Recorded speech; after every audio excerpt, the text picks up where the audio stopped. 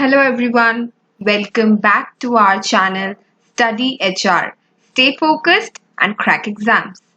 So पिछले class में हमने मॉक 1 किया था child labour prohibition and regulation act 1986 पे।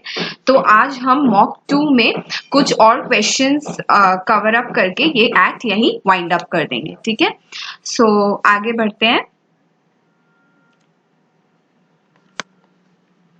Okay, so the first question is failure to maintain register under the section 11 of the Child Labor Act or making false entries in the register is punishable with। तो जैसा कि हमने पढ़ा था कि जो occupier है ना उसे एक रजिस्टर मेंटेन करना होता है, लाइक कौन से चाइल्ड लेबर जहां जहां अलाउड है, कौन से चाइल्ड लेबर ने कब काम किया, कितने देर काम किया, कौन से एरिया में काम किया, ऐसे सब इंफॉर्मेशन के साथ एक रजिस्टर मेंटेन करना होता है ताकि जब मंथली या क्वार्टरली जो इंस्पेक्शन होता है ना, जो कि इंस्पेक्टर करता है, तो वो सब वो उस रजिस्टर के थ्रू कर सके।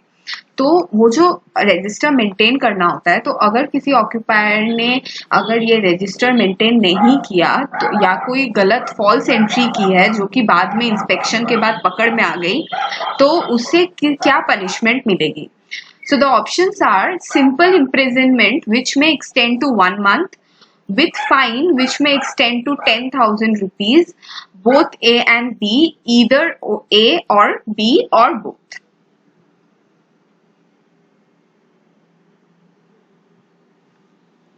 Tell the answer. Yes. So the answer is either A or B or both. तो क्या तो उससे सिंपल इम्प्रिजनमेंट विच में एक्सटेंड टू 1 मंथ होगी, या तो फिर फाइन लगेगा उसे जो कि 10,000 रुपीज तक एक्सटेंड हो सकता है, या तो उसे दोनों ही पनिशमेंट मिलेगी depending upon the level of the wrong done, level of the false entries done. तो वो बाद में डिसाइड करते हैं इंस्पेक्टर, ठीक है। So now secondly, who has the responsibility for maintenance of the register under the act? तो maintain कौन करेगा, मैंने ये पिछले क्वेश्चन में पहले ही बता दिया कि कौन मेंटेन करता है, लेकिन फिर भी देखते हैं आपको याद है कि नहीं। तो the first option is the senior inspector, the senior manager, the occupier, the appropriate government और the chief executive officer.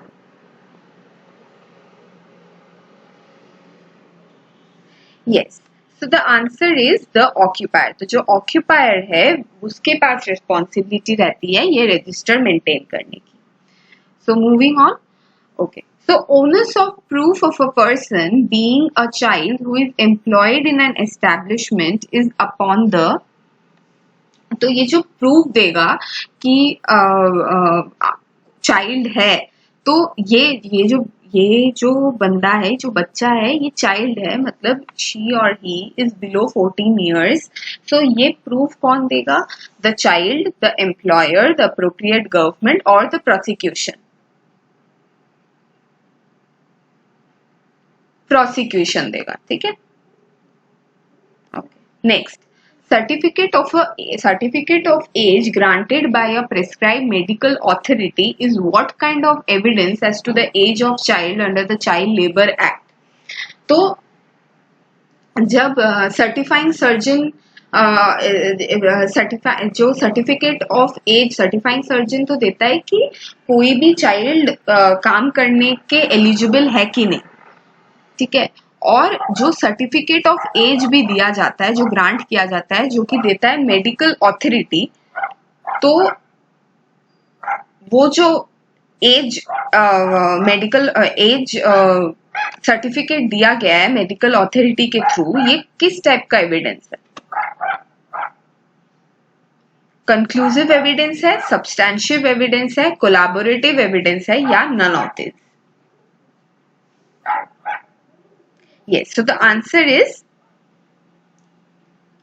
A, conclusive evidence. Okay, next. Who has the power to add any occupation or process to Schedule 1 prohibiting employment of child labor? तो हमें पता है कि हमने Schedule 1 में कुछ occupation है जिसमें चाइल्ड प्रोहिबिटेड है, ये हमने पढ़ा, ठीक है। तो अब उसमें अगर कुछ ऐड करना हो, वो कौन ऐड कर सकता है? Central government, state government, municipal government या अप्रोप्रिएट गवर्नमेंट?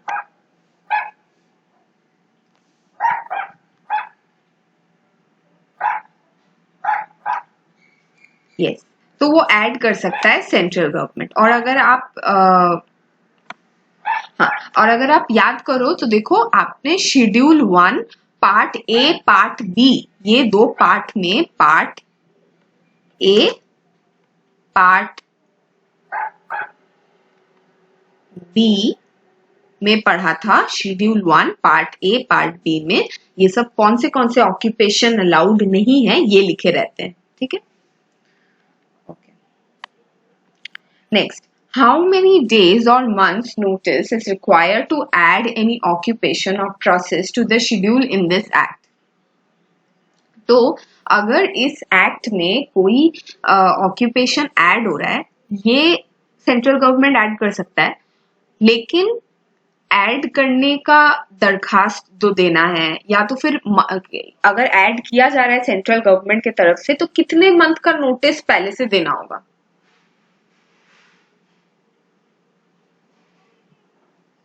45 डेज का, 90 डेज का, मैक्सिमम 2 मंथ्स का और एटलीस्ट 3 मंथ्स का। मतलब पहले से गवर्नमेंट को बता देना पड़ेगा कि we are thinking on adding this occupation under this schedule, so हम 3 महीने पहले ही, वो जो एग्जीक्यूट होगा ना, उसके 3 महीने पहले ही बता दिया जाएगा, अनाउंस कर दिया जाएगा। हाँ, सो द आंसर तो मैंने बता ही दिया, so it is, the answer is at least 3 months. Okay, next, who advises the central government for addition of banned occupation in the child labor act? So ये जो मैंने कहा कि कोई भी ऑक्यूपेशन ऐड जो करना होता है, उसके लिए 3 मंथ्स का प्रीवियस नोटिस देती है सेंट्रल गवर्नमेंट।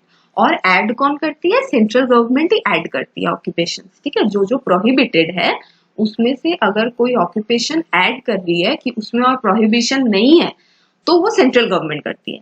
लेकिन अब आप बोलोगे कि सेंट्रल गवर्नमेंट को कैसे समझ में आया कि ये वाला हम ऑक्यूपेशन ऐड कर सकते हैं? तो उसके लिए तो एक बहुत सोचने की, समझने की, डिसीजन लेने की जरूरत है ना। तो वो डिसीजन लेने के लिए सेंट्रल गवर्नमेंट को कौन हेल्प करता है? तो 2 ऑप्शन है आपका, चाइल्ड लेबर प्रोहिबिशन कमेटी या child labour technical advisory committee.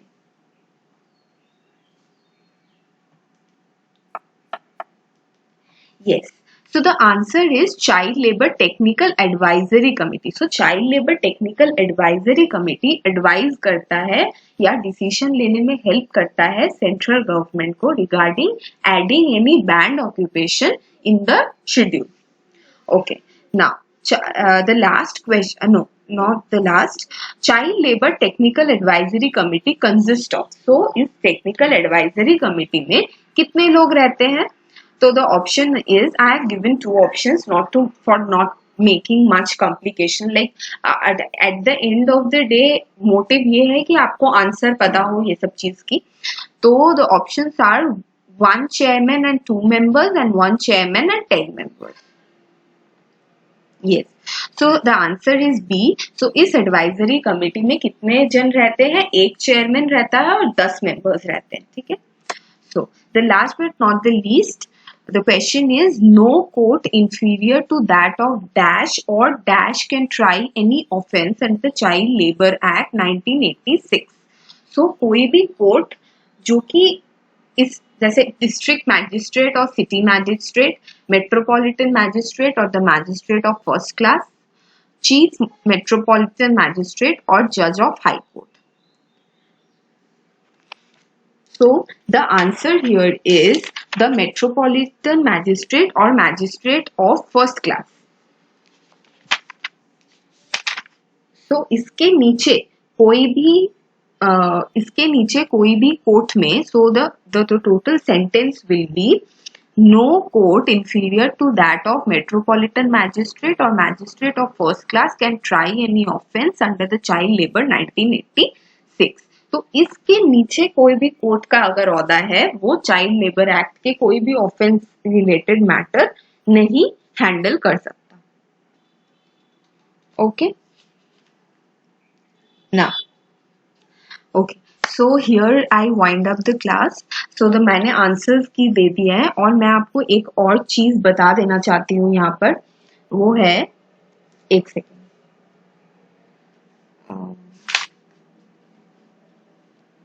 हाँ, तो वो चीज है आपका, ये जो 11 है ना, 11 का मैंने ऑप्शन यहाँ पर सी दिया है and I notice the answer will be D. Okay तो मैं यहाँ पर करेक्ट कर देती हूँ, या तो फिर आप नोट कर लीजिए. ठीक है, नोट कर लीजिए. The answer will be D.